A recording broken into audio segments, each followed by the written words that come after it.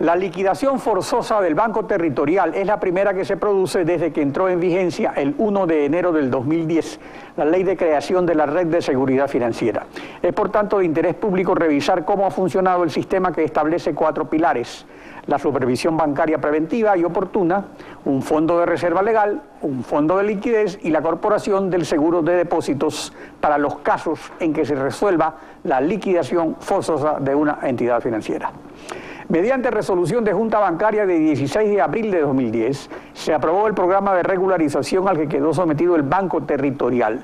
Era entonces superintendente de bancos la ingeniera Gloria Sabando, a quien damos la bienvenida a Contacto Directo. Buenos días, ¿cómo está? Buenos días, Alfredo, muchas gracias y buenos días, teleaudiencia. En realidad, a finales del 2010, en que usted ejerció como superintendenta de bancos, ¿de qué manera estaba cumpliendo el Banco Territorial el programa de regularización? Bueno, como usted lo ha mencionado, el programa de regularización, pues a través de una resolución de Junta Bancaria se aprobó en el año 2010, en abril. El seguimiento que se hizo, la Comisión de Seguimiento del Programa de Regularización, detectó pues el cumplimiento a junio, por ejemplo, del incremento a su capital, a su patrimonio técnico. El banco tenía necesidad, ya tenía problemas de solvencia y por eso pues se le impuso que debía pues aumentar su capital. Hasta fines del 2010 había cumplido su primera cuota, pero en el mes de septiembre solicitó a la Junta Bancaria una prórroga en vista de que su abono fue parcial. Lo importante sí era que había cumplido con las reservas necesarias que, de acuerdo al deterioro de cartera y de acuerdo al marco legal en que están sometidas todas las instituciones, pues debía de cumplirse por el deterioro de su cartera. Este programa de resolución o de fortalecimiento se le puso luego de una auditoría in situ, como usted lo acaba de mencionar, luego de la promulgación de la ley que con la Asamblea Constituyente se aprobó. La Superintendencia de Bancos y Seguros, en esa época a mi cargo, estuvo atento de que se implementaran los 4 pilares fundamentales. Esto fortalecía al sistema y también le daba un posicionamiento diferente al Ecuador, al país, para recuperar la confianza de sus depositantes, la confianza de los inversionistas en el país. Se implementó el primer pilar fundamental que, como todos conocemos, pues luego de la dolarización había dejado de tener el país un prestamista de última instancia. Estos pilares quedaron institucionalizados. En este caso, en el de fondo de liquidez, pues quedó institucionalizado, apoyó la Superintendencia de Bancos en todo lo que pudo, pues a los organismos que tenían a su cargo la implementación, en este caso pues Banco Central. Ustedes saben, pues este es un organismo en el cual pues también toma parte los actores que son aportantes. El fondo de liquidez no se utilizó en el caso del Banco Territorial. En el caso del Banco Territorial, como ustedes conocen, cada banco tiene problemas diferentes. Se le obligó, se puso un programa de regularización. En este caso, pues, debían los accionistas, pues, hacer un aporte al capital para que el banco pudiera seguir saludable y como actor en el sistema. El otro pilar fundamental fue el COSEDE, la Corporación de Seguros de Depósitos, que reemplaza en este caso a la Agencia de Garantías de Depósitos. Lo cierto es que en esta ocasión, o sea, ha habido un programa de regularización durante 3 años. Durante estos 3 años ha habido algunas cosas que se han cumplido, otras que no se han cumplido, pero finalmente lo cierto y concreto es que se ha llegado a una liquidación forzosa que por primera vez pone en movimiento a la Corporación del Seguro de Depósitos, y eso es lo interesante. Veamos lo que al respecto comentó el ex superintendente de bancos, Alfredo Vergara, aquí en Contacto Directo. funciona como un seguro privado, pero es un seguro controlado por el Estado. Por ejemplo, en este caso específico, el Banco Territorial, a esos 650 millones que tiene actualmente el fondo, el Banco Territorial ha aportado únicamente con el 1%, lo que significa que el 99% de las pérdidas del Banco Territorial, en este caso, tienen que ser cubridos por los depositantes de los clientes de otros bancos. Pasará lo mismo que pasó con la Mutualista Benalcázar. A la mitad del capital, de los activos y pasivos que tenía la Mutualista Benalcázar, tuvo que ser cubierta por nosotros, la sociedad, los que respondemos por las pérdidas del Estado. En este caso, al final de cuentas, termina no siendo así. O sea, el 1% de los depositantes no se les puede pagar, pero en el monto representa la mitad de los depósitos. O sea, ¿ocurre o no ocurre eso? A ver, es preocupante lo que acaba de mencionar, no son los depositantes. Lo peor que podemos hacer en este país es crear incertidumbre. La incertidumbre pues acarrea el pánico, y el sistema financiero nacional es un sistema que Pero aquí no va a haber pánico, los depositantes están seguros. Lo que se está diciendo es que este fondo funciona con aportes de todos los bancos, no es plata de los banqueros, es plata de la gente. Dijo de los y eso se paga con la plata de los demás, Alfredo. Ese es el problema. Sí, estoy acogiendo sus palabras textuales. Okay. Ya, este es un aporte que hacen los bancos. Más bien es de la utilidad que los bancos podrían tener, que se resta porque es una obligación que tienen los bancos, ¿no? En este caso, si bien es cierto, el Banco Territorial representa apenas el 1% del sistema, esto no quiere decir que la corporación como tal no sea responsable de cubrir la totalidad de los depósitos, que hasta el monto, que en este caso es $31.000, ¿no? Recuerden ustedes, pues anteriormente se comenzó el seguro de depósitos en AGD con 3.000, con 8.000, claro. En estos momentos son $31.000, que representan más del 99% de los depositantes. Entonces, sí se debería tener en consideración que más bien está en desmedro de las utilidades de la banca las obligaciones que se tienen en estos casos, como el de aportar pero la banca un seguro de depósitos para respaldo de los depositantes. Somos los que pagamos todo. O sea, las utilidades no es un regalo de los banqueros. Ellos obtienen sus utilidades de los clientes. Entonces, cuando los banqueros aportan al fondo de liquidez y al seguro de depósitos, lo están haciendo con plata de ellos, que se la ganan a los clientes. Entonces, al final de cuentas, si queda un saldo, ¿quién lo paga? Los clientes de todos los bancos. Ese es el concepto. Es del giro del negocio, que anteriormente se lo dejaban que lo usufructúe pues los accionistas. En este caso, más bien es la responsabilidad que se les obligó a los accionistas de la banca para que aporten en esta corporación y puedan los depositantes tener un mayor respaldo. Yo creo que debemos de estar claros que en estos últimos años, a partir del 2008, yo encontré apenas un 2% de los activos de riesgos supervisados, no auditados. Es por ello que se fortaleció la supervisión bancaria y dirigimos todos nuestros mejores esfuerzos. Todos estos hallazgos se dan por la falta de supervisión permanente que debió tenerse y preventiva. Nosotros abortamos de una supervisión ex antes a una supervisión preventiva que podía en estos casos pues tener las alertas necesarias. Dio lugar al programa de regularización. El programa de regularización después de 3 años ya no pudo concluir felizmente. Entonces, ¿qué es lo que ha ocurrido? Estamos en una liquidación forzosa. Entonces, aquí es importante también revisar el tema de activos y pasivos. Veamos lo que señalaron al respecto el superintendente Pedro Solines y también el ex superintendente Alfredo Vergara. Veamos.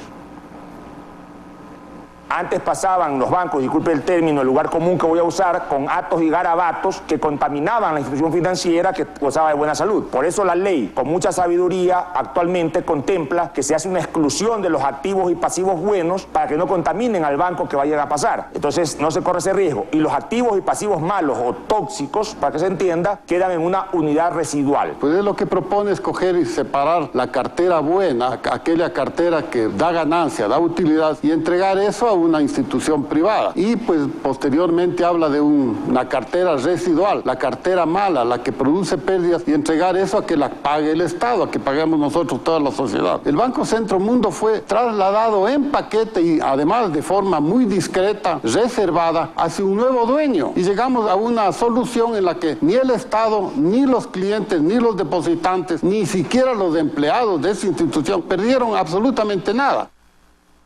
A ver, ¿cuál es su comentario al respecto?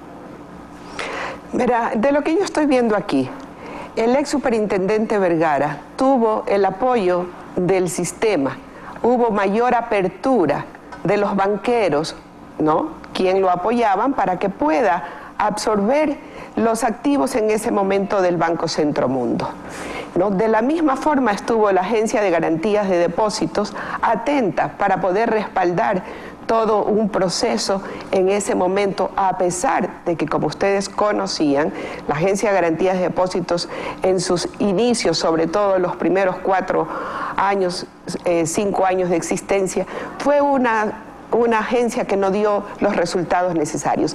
En el caso del superintendente actual, que yo acabo de escucharlo, no había escuchado ninguno de los dos comentarios anteriormente, yo lo que analizo aquí es que no hubo la misma apertura. Ahora, el hablar de una exclusión de activos y pasivos es un procedimiento correcto, está dentro de un proceso que es menos traumático para un cierre de una institución que por irresponsabilidad o por malas prácticas o por los hallazgos que haya tenido el organismo de control deba de cerrárselo.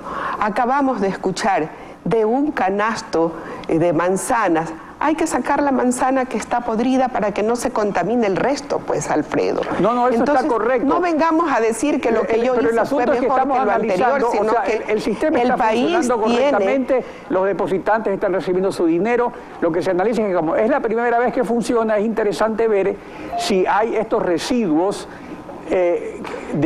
a quién le corresponde en definitiva asumir lo que quede de pérdidas. Ese es el asunto. Por eso es que es interesante llegar al punto de la Casa Tosi. Y veamos lo que dijo el superintendente del banco, Pedro Solinis, porque había una vinculación entre Casa Tosi y el banco. Veamos lo que dijo el superintendente. A partir de las reformas a la Constitución por el referéndum que se hizo hace 2 años, desde julio del año anterior, los banqueros, las instituciones financieras no pueden tener acciones ni participaciones en el sector real de la economía. En este caso hablemos de almacenes. En la parte formal, el banco informó que había ya desinvertido en los almacenes que tenían relación, Casa Tosi específicamente. Nosotros tenemos serias dudas de que esa desvinculación se haya perfeccionado y no sea una simulación. En el caso del Banco Territorial, y lo puedo decir públicamente, hayan hecho la desinversión o no, es uno de los motivos por el deterioro de la gestión del banco. A ver, esto es interesante. Casa Tosi es incautada porque su propietario, el señor Zunino, que también es propietario del banco, no transfirió su propiedad como manda la ley. Pero eso es algo que está fuera del sistema de seguridad, o sea, es más bien una irregularidad. O sea, que si el señor Zunino hubiera cumplido lo que manda la ley, no hubiera sido posible incautar el único activo para responder por el total. Ese también es un punto de vista que hay que analizar, porque ahorita sí, eso es lo que me va a permitir cubrir todo. Sí, bueno, así es, Alfredo, y además esa desinversión me hubiese permitido también capitalizar de manera transparente, porque lo que sí ha preocupado, creo, a todos los ecuatorianos, yo respondo hasta por lo que el proceso que se dio hasta diciembre, claro, en donde se había prácticamente pues determinado o observado cierto cumplimiento. Es muy lamentable. Un cierre de una institución, de todas maneras, son procesos que afectan a la ciudadanía, sobre todo al depositante, que yo siempre digo, no es el depositante del dinero, sino el depositante de la confianza. Y qué pena que sean más bien los accionistas quienes siempre terminen resquebrajando esa confianza que debería de tener el sistema de manera general. Yo creo que de una u otra forma sí debemos de tener mucho cuidado para que este caso aislado no vaya a significar pues un desmedro en esa confianza que con mucho esfuerzo se lo logró, ¿no? A partir de la promulgación de la ley y del fortalecimiento, como yo digo, de esa auditoría in situ y extra situ a los activos de riesgos especialmente. Ahora, ingeniera, hay un detalle adicional, que es este de lavado de activos. El fiscal distrital del Guayas, Paul Ponce, señaló lo siguiente, veamos. Dentro de la documentación que la Fiscalía recibió por parte de la Superintendencia de Bancos, se establecieron una serie de operaciones extraordinarias que no corresponden al giro normal del negocio, que dejaban dudas en cuanto a su procedencia, tanto en el proceso de fondeo o de generar liquidez al banco, así como también en un determinado momento del origen de estos recursos. Estos depósitos ingresan al banco por un tiempo determinado, ingresa dinero, se genera una expectativa de liquidez, pero paralelamente a ello, y en los días posteriores, ese dinero va saliendo del banco y en efecto es depositado en una cuenta de un banco de Panamá. Hay un registro de 9 compañías, de 8 de las cuales registran la misma dirección domiciliaria, los mismos accionistas, e incluso en un caso concreto existe un depósito de $1.300.000 aproximadamente de una cuenta que luego también recibe dinero del dinero que se transfiere al Banco Transatlántico. Ahora, estos son casos de exportaciones supuestamente ficticias a Venezuela que causan un origen ilícito por ingreso fraudulento a través de la aduana. Pero el fiscal dice que leyendo los documentos de la superintendencia se entera del detalle. ¿No es obligación de la superintendencia de bancos poner esta irregularidad en conocimiento de la unidad de análisis financiero del Consejo Nacional contra el Lavado de Activos también? Bueno, es parte del directorio de la unidad de análisis financiero.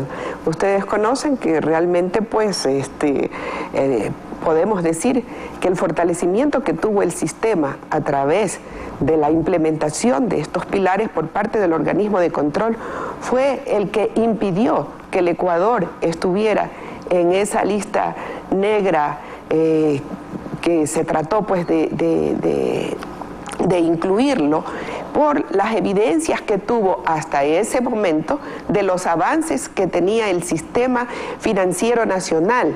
Yo esto lo llevé a la región, de la cual pues fui su representante hasta el momento que dejé de ejercer pues la superintendencia de bancos y seguros. Era una de las vocales de la Asociación de Supervisores Bancarios de las Américas y fue el ejemplo de Ecuador el que se lo tomó para el fortalecimiento. Hoy en día conozco que nuestro programa o nuestro proyecto, nuestro proceso de fortalecimiento del sistema financiero nacional está siendo implementado en Centroamérica y en otros países de la región, con mucho respeto y sin vanagloriarme, pero se lo hizo a partir de esa responsabilidad que tuvo por primera vez el organismo de control de fortalecer estas auditorías que, como repito, pues estaban dirigidos sobre todo a mirar los activos de riesgo. Lo que usted acaba de anotar, que yo ya lo mencioné veladamente al decir que hubiese sido importante que el aporte del accionista luego de la desinversión en sus principales activos pues se lo hiciera de manera transparente, es justamente la preocupación que tengo por lo que se ha comentado en lavado de activos. Pero sí es obligación de la Superintendencia de Bancos y Seguros inmediatamente comunicar los hallazgos a los organismos pertinentes y por supuesto a la Fiscalía General del Estado para que tome las acciones necesarias. Como ustedes conocen, no es un supervisor, es decir, no es un superintendente de bancos y seguros el que tiene que tipificar el delito. El delito lo tiene que tipificar pues la autoridad competente, pero sí de inmediato los hallazgos. Exacto, y la unidad de lavado de activos, comunicación al análisis financiero y luego acción de la Fiscalía y luego de los jueces. Ingeniera Gloria Sabando, ex superintendente de banco, muchas gracias por su participación en Contacto Directo. A usted.